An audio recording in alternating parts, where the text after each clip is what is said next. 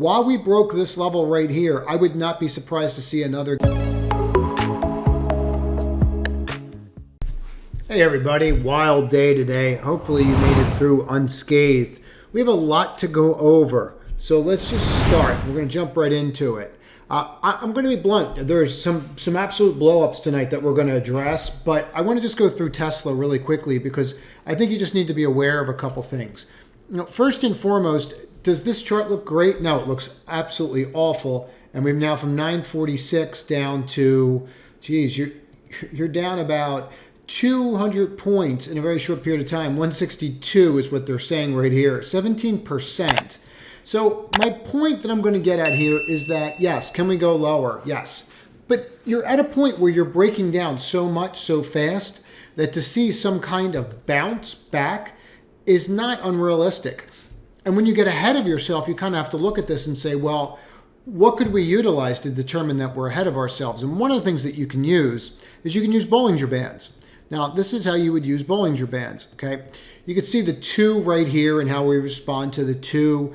Well, I want to see if I can find something a little more extreme. So what I'm going to do is I'm going to take the 2s and I'm going to make them 2.5s.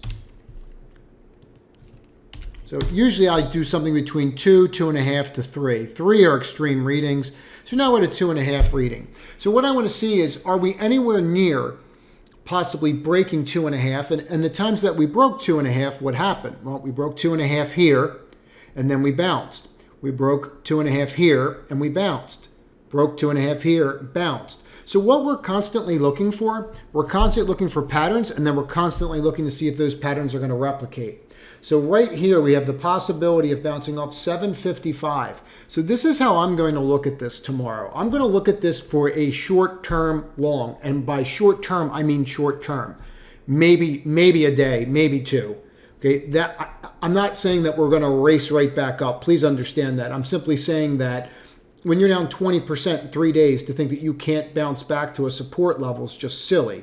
So I'm going to watch the 755 level tomorrow, and if I can get down there and then bounce back or somewhere under this 2.5 band, which would even put me at 772, that's what I'm going to focus on. Please subscribe to the channel and click all notifications because what we go over here is extremely timely and you don't want to miss out. There's also a clips channel below that you can click on and then see the clips that go out during the day. Sometimes I put out different clips that are part of these videos.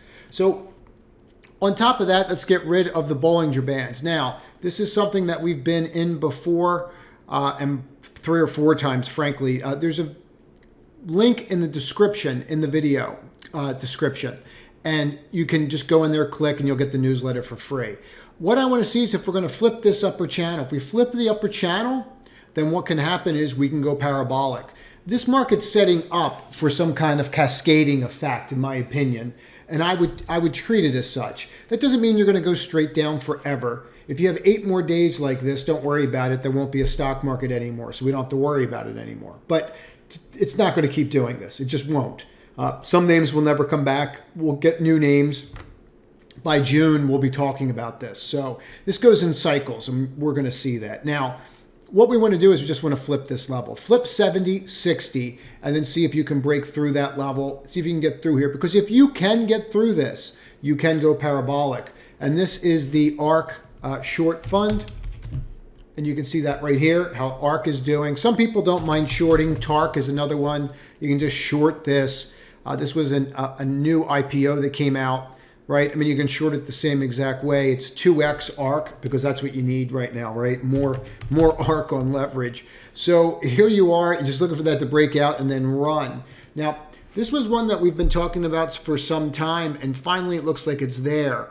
And what I want to talk about here is people are talking about the company as, oh, I'll just own it because of the company. And the company makes money. Well, MicroStrategy makes money, sure, but that's not why this stock went up. So now you're deluding yourself, right? This is where the stock was, okay, when it started buying Bitcoin at 147. Okay, this little break right here is when they said we're going to start buying Bitcoin. All right, that little move right here. Now, why am I pointing this out? Well, this is when they said they were going to start buying it. Today's the day that they are now break even on their Bitcoin position. Okay, so now all the Bitcoin that he spent billions of dollars on, I'm not saying the trade's going to work. It's not going to work. I don't know where Bitcoin's going to be in 6 months. I'm saying I can tell you where it is today, right? And today they're underwater in it or darn close to it. So he's got billions that he's underwater on. He has bonds that he has to pay off for this cryptocurrency that he bought. And you're heading to this level. So while we broke this level right here, I would not be surprised to see another gap down tomorrow should Bitcoin continue. So all you're going to be looking for tomorrow for a very quick trade, again, when we do these videos daily, Monday through Thursday, they are quick trades. All you're going to be looking for is that 214.23 level. Now, disaster of the evening goes to UPST. Why? Well, if you can take a look at this pretty clearly, closing at 77 and then breaking through 75 and sitting at 46.90 after hours. Why is it doing that? Well, it's doing that because earnings were a disaster. Not only were they a disaster, but they came in and they guided substantially low. And what the problem for me with companies that are doing this is they're just not being honest, and people are kind of over it. What do I mean they're not being honest? You can pre-announce earnings and say you're having issues, and these companies aren't doing it. So they're really setting up fund managers for disasters. And that's exactly what they did here. They're talking about coming in roughly 10% more on revenue loss. So in other words, 90% of what revenues were supposed to be, right? So they were looking for 334, now they're saying 295. It doesn't work that way. When you're just going to come out and say, oh, we're going to do $1.25 versus $1.40 in sales estimates, right? It doesn't work. You should be coming out, you should be pre-announcing. So what happens? People just give up on the stock because they realize they can't trust management.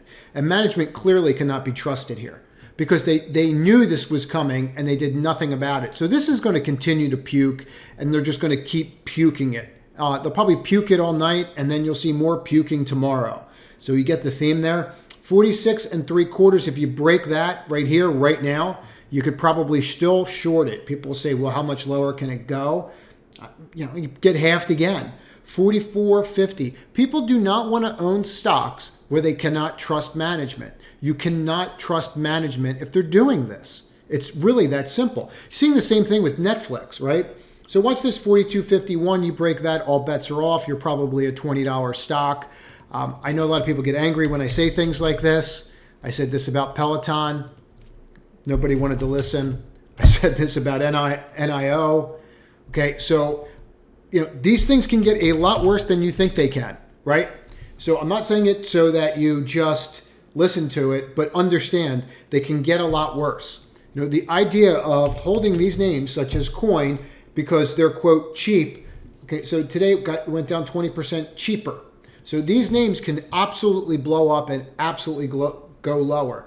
When I was trading, it was going great. It was the mid-90s, right? And then by 2000, everything was going public. Everything. I mean, no matter what it was, if you had a website, you were going public. And you had a lot of froth in the market like you had with SPACs. Not that this is a SPAC, but you know what I'm saying.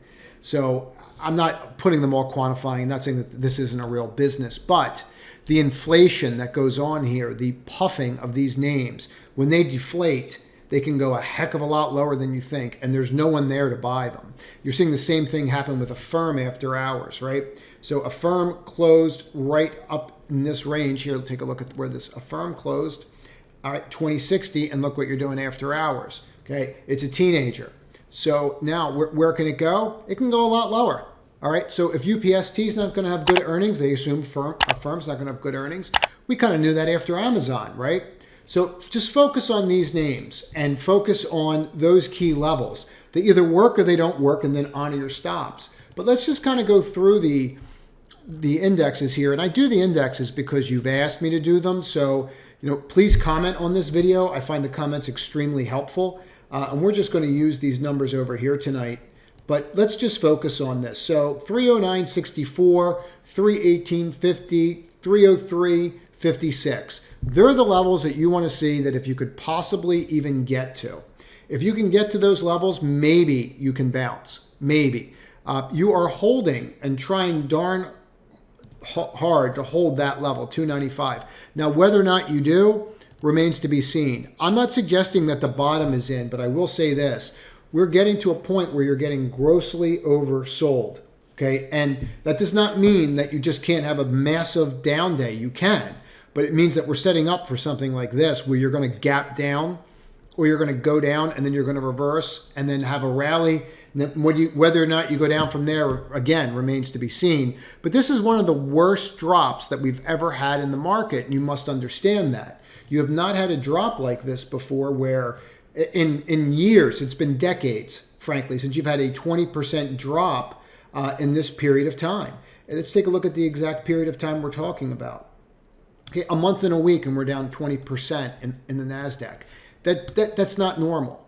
Okay, you would have 5 more months from like this, and then you'd be at zero, to kind of put it into context. But things don't look great, so don't get me wrong. I'm not suggesting you should be out there buying. I'm suggesting you should be out there trading, right? Take a look at this level. See how you're breaking on the socks? You want to watch that. All of a sudden, the EU says we're not going to ban Russian oil. This comes in. Energy will trade its way back up. I'm not remotely worried about it. You could see weakness here because people don't want to play, right? They're already breaking the band on the Bollinger Band. So you're seeing some of that, but the VIX closing at a high. You know, you have to kind of look at things like this. When you start seeing the VIX start closing at a high, you really kind of want to pay attention, right? We haven't closed any higher except over here, which was March 7th, March 8th.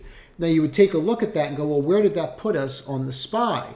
And you go, well, this was March 7th and this was March 8th. Okay, so we put a bottom in last time we were that high. So is it possible that we could put a bottom in around here before we have a rally up and then maybe roll right back down? The answer is yes, it's possible. And that might be something to consider for tomorrow's trading. That's it. That's all I have for this evening. If you have any questions, reach out. Trade to win tomorrow.